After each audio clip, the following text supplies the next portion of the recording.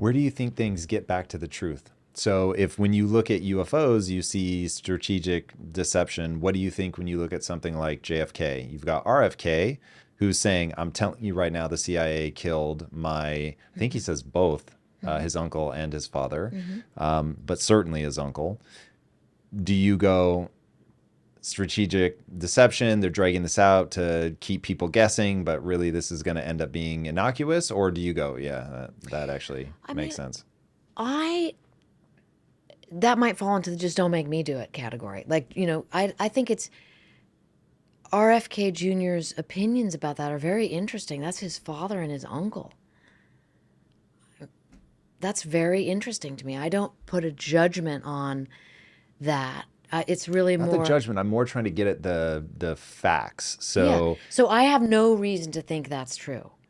Again, that's the kind of like the why UAP do you part of it. think they don't reveal like so many Of years course, later? that's crazy. Of course, it is totally crazy. But my feeling is, and I'm going to tell you an interesting story about JFK in a minute.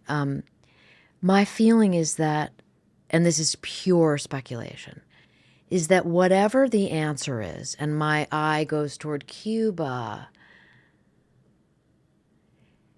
it's too, I mean, killing a United States president, whoever did it, there's going to be some payback involved. Let's just say the facts came out and it was a nation state.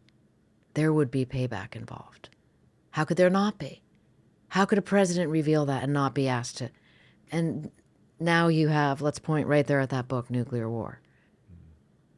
That would be my speculation. But here, you want an interesting anecdote about the JFK? Always. Okay. So Dr. Bud Whelan was incredibly interesting for me to interview. The mayor of Area 51, that was his terminology for himself. The first director of the Directorate of Science and Technology at CIA. Incredibly brilliant person. Didn't give interviews to a lot of people, had given some, but definitely had not spoken about Area 51 before.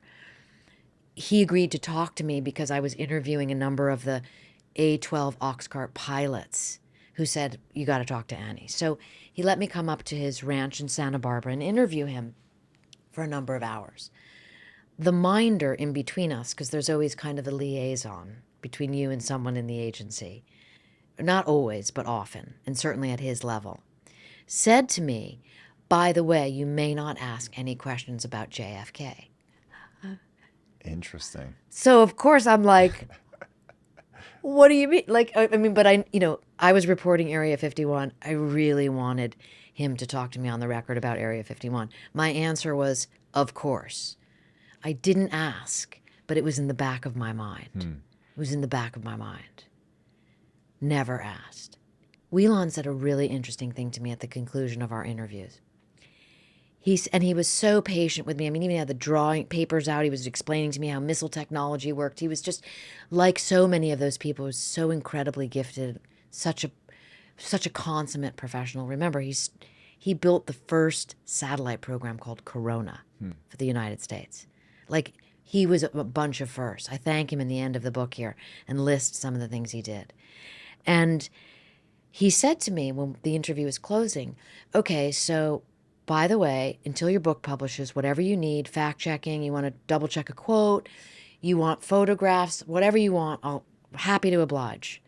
But the day your book publishes, we will never speak again.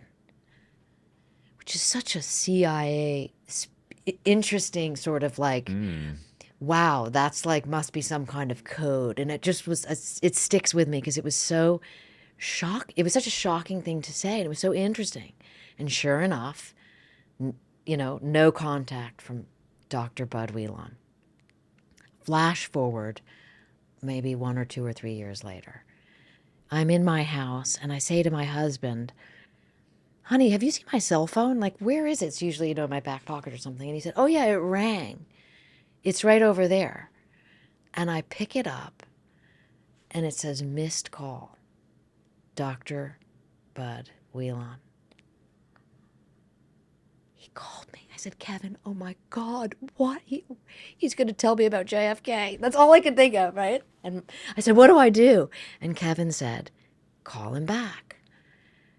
And I was like, I'm nervous. I got to, he said, no, just pick up, just call him back. He called just a few minutes ago.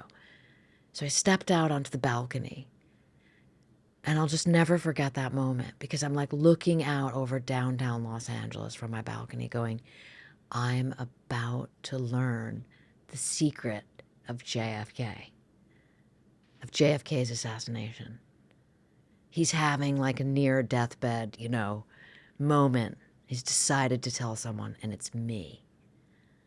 I hit redial. A woman answers the phone, young. I mumble my name. This is Amy. She goes, yes, Annie. And I said, Dr. Whelan just called me and I'm returning his call. And she said, no, he didn't. And hung up. Whoa. And that was it. Whoa. And he died just a few weeks later. Really? Give me the chills. And my husband said to me, you were not supposed to know who killed JFK. I'm so crestfallen you didn't answer that call when it came in. But Annie. I mustn't have been. Okay, so here's another one, really. Yeah. And my husband is right, because there is a story about Whelan that I did ask him, which, because of course, when I learned back up, when I learned, like, don't ask him, you cannot ask him about JFK. Of course, I had to like Google, or rather read in books, like, what does he know? And what I learned was that when JFK was assassinated, Alan Dulles took the 5 top directors of the different directorates at CIA down into the basement for several hours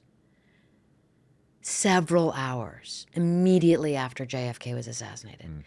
And the story goes that they all came up white-faced, so that whatever really happened, those 5 people were told. That's one story. And another story I learned from asking around different agency people, I can't ask him about JFK, but why do you think that is? And another one told me a story. They said, Whelan in the 70s, I think it was, had a private plane that he used to fly around in a lot. And one day he lent his plane to his neighbor, and the plane blew up. Whoa. And I asked him that during our interviews. I said, why do you think that plane blew up? And he said, you shouldn't lend your plane to your neighbor. And that's it. No follow-up question there. Because the follow-up question would have been, was it linked to JFK? So, we're talking about all of this with levity, but it's a very serious issue. That's the only reason why I can think that those records are still classified, is because it's too dangerous. And I would think that has to do with a nation state. I mean, I have interviewed literally hundreds of people that have worked for the CIA, and none of them ever have given me an indication that it was that the CIA assassinated JFK.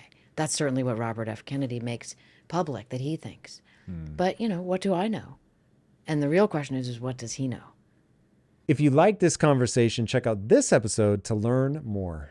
Nuclear war is the only event other than an asteroid strike that could end civilization. If you believe your enemy is vicious and wants to kill you, you're going to create programs